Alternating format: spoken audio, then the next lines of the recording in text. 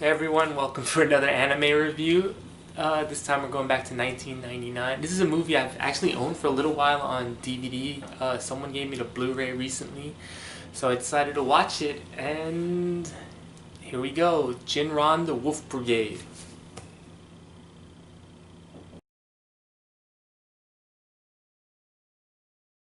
Jin-Roh, the Wolf Brigade takes place a couple of decades after a Great War. It's never specified what Great War it is. It could have been World War II, it could have been World War III. Don't know, they never specify it, and while they never specify what the location is, we're going to presume it's Japan, because that's the way it looks. And basically what happened is the government has gotten the gotten the country back on track through aggressive expansion using marketing. In that term, apparently they did a new constitution where they limited the amount of military force that they can have, and through that, because of the prosperity they started having, people started migrating into the country, making lots of places slums and places where kind of poor people reside. So of course they get angry with their government and they decide to set a revolt. The revolt's people are called the Set. And because of the constitutional law, and I don't know what government would kind of make that, where they limited their military, they decided to come up with this new special forces unit. And they're there to kind of counteract the rebellion that's going on in the country. One of the main character in this movie, called Fuse, is one of the special forces people, and during dispelling a riot one night, he comes face to face with a young girl who is a terrorist bomber, suicide bomber more or less. And in an act of telling her not to do it, she detonates her explosive right in front of him. He doesn't die, or he barely gets injured. He gets a concussion and a couple of bruises. And from there, we have members of two different government agencies. One, the Special Forces, which is Fuse's group, and two, the public sector, both looking at him and looking at how he fits into the overall arc, and looking at the rebellion. One day he runs into someone who claims to be the suicide bomber's sister, and through that they start to develop a relationship, and how their interactions, and how both sides of the government are looking at them.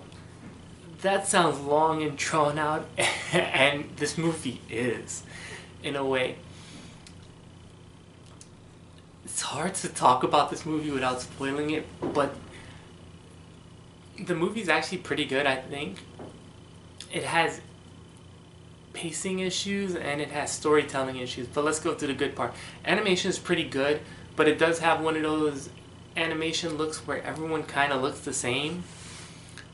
There's barely any difference, so at times it was, and then so many people wear the same uniforms, especially in the special forces, it's kind of hard to separate who's who.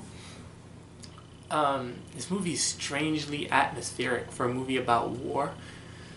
There is not a lot of music. A lot of it is just characters absorbing what's going on around them, and just, basic conversations with very little in the way of music happening around them. So that's pretty cool. I haven't seen that a lot, and those type of movies are rare and far in between. We also get this movie is interwoven with the whole mythology and the whole story of Little Red Riding Hood. The suicide bombers are called Red Riding Hoods because they often wear red jackets, and they're often done by little girls or teenagers. So instead of being male suicide people, in this universe they're females. And the story of Little Red Riding Hood is told throughout the whole movie. But you'll get pieces, and at times they'll repeat.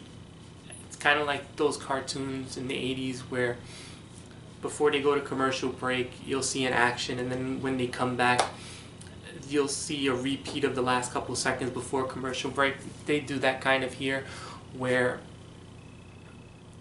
they'll start telling the story of Red Riding Hood, they'll stop, some more of the movie will continue, and then they'll start like a couple of seconds before they stop and then continue with the story.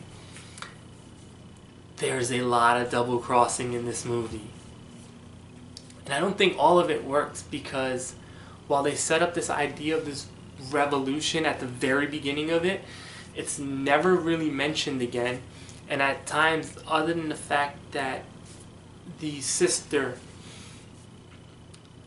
was in the group, or she was the sister of someone who was a suicide bomber, like that whole storyline never comes up again. And this movie starts off with such a big, like, throwing everything. You thought what I had to say to introduce this movie was a lot. This movie goes way deeper right at the get-go. And at one point I was like, what did the revolution didn't really have anything to do with this. And there are some underdeveloped characters, like the person who's in charge of the public sector, who is friends with the main character. Just, you kind of get told what he is, and he kind of hangs around, but his character is never really fleshed out. I get the whole analysis of trying to compare the special units to wolves and how they try to make it into the story, and it is intriguing at times, but at times it seems a little bit far-fetched. I was never bored during this movie because the whole atmosphere got me, and the way the story was told was actually really good. But the main character is so dull because he barely speaks in the movie. And it's kind of like you don't know where he's going, and at times when he does talk or have emotional moments, it feels, I don't want to say, it doesn't really feel earned, because he is so much of a blank slate, and he is literally being brought on by different characters in the movie, and some of the turns really don't work. And this is a movie where I didn't know what the point was. There's this whole analogy of the big bad wolf, and I get what they were going, but to connect it to the main character never really worked for me. But I will say it's just this is a good movie experience just to see it. Animation's really good. If not the greatest, it's solid. I will say that it's very serviceable.